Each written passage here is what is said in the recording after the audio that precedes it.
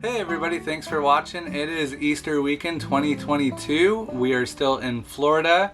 We came back to Florida after traveling around almost the entire country, all the way out to the west coast from Florida, San Diego, Seattle, Yellowstone National Park, Grand Canyon, Zion, Kansas, all sorts of different places, Denver. And we came back to Florida probably about last November, right in time for Thanksgiving of 2021. And we came back to see family and also have a baby. And now that baby that we came back for is sleeping right here beside me. So if you hear any funny noises, that's him. Hey everybody. And he is now 7 weeks old. We have been very busy trying to keep up with him and the rest of the kids while Amanda is still healing from a C-section, so that's why you haven't seen many videos on our channel. If you are new here, my name is Chris, and Amanda is my wife, who is currently working on cleaning out our pantry here in our RV. We are traveling full-time in our RV. The term everybody calls it is full-time RV living, but we are not stationary. We move to different locations every few weeks, and for the past few months we have been in Florida for the baby and for Amanda to be able to go to her doctor appointments. In the past few weeks we've been preparing for our huge journey that's going to be bringing us all the way up the East Coast, all the way up to Maine, and then we're going to circle back down and around and end up in the Midwest kinda, and then shoot straight back down, eventually coming back to Florida before the winter starts up north. With that being said, we have been very busy planning for that trip, trying to get everything done here because this is our home state. In the past few weeks we had to switch the kids' pediatrician to a pediatrician that we used to use about 5 years ago, and we brought them each to the pediatrician, including the baby of course, and they did have to get some shots, and that was no fun at all.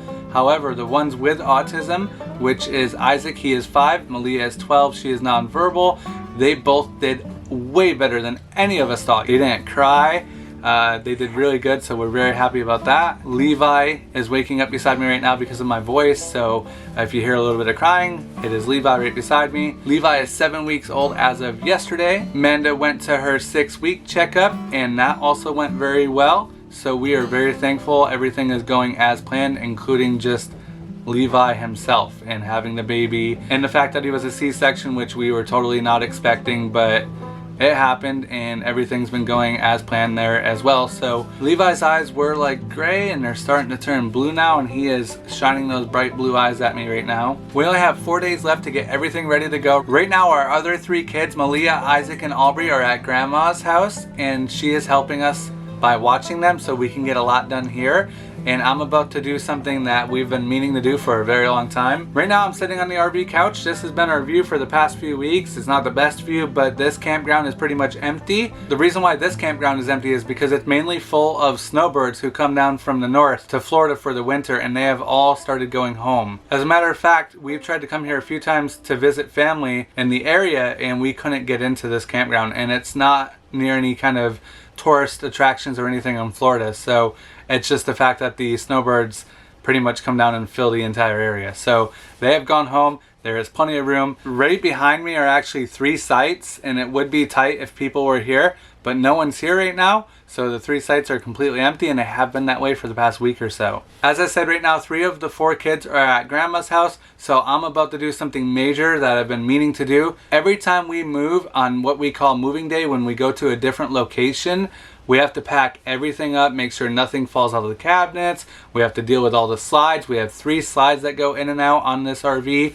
We have to move TVs that aren't mounted. We have to put all their stuff away. We have to do outside work. We have to do the jacks. We have to put away bikes. We have to pack up the truck. It becomes quite a project if you haven't done it in a while. And right now we've been staying at each place about a couple weeks to 3 weeks, so it feels like forever to us. On our last journey, we would move to a new location every 3 to like 14 days. So staying 21 days just feels like a really long time to us. So right now, since this time we're going to be leaving everything we know, we're going to make sure that everything's good to go. It's a little weird packing this way because when you pack to go on a vacation from your house, whatever you live in, you're always worried you're going to forget something. But in this case, we're kind of bringing our entire house with us, so there's not much to forget besides like bringing the kids to their pediatrician, going to our doctor, making sure we're okay, and all that good stuff. At this moment, I'm going to do a project I've been meaning to do, which is going to make our moving days a lot easier, and that's mounting our bedroom TV to the wall. Now, I haven't done that. It sounds easy, but RV walls are quite tricky because they're not as thick as what you would see in a house. So what I'm doing is I'm mounting our bedroom TV to the same mount that holds our living room TV on the wall. And to do that, I have to take down the living room TV again after it's already been mounted, maybe about a year ago in Texas. So I'm going to take down our living room TV in just a moment, and then I'm going to drill holes straight through the wall into our bedroom, 4 holes, and then I'm going to put new bolts in that are long enough to go all the way from the living room into the bedroom, and then I'm going to try to put the mount for our TV in the bedroom on the wall. In a moment, I'll show you what we have been doing for our bedroom TV. Every time we move, we have to pack away our bedroom TV, and we also have to pack away the kids' bunkhouse TV. So we have 2 TVs that we have to pack up real nice, so when we're driving down the interstate hitting all the bumps and train tracks, we're not damaging very expensive TVs. The kids, I think, have a 43-inch Samsung smart TV in their bunkhouse. We have a 50-inch Sharp Aquos TV in our bedroom. So, and then the living room TV, I think, is about a 60-inch. So we do have a lot of TVs in here for just being what they call a camper. It's quite unreal that pretty much we have all the comforts of home. We have our Amazon Fire Stick.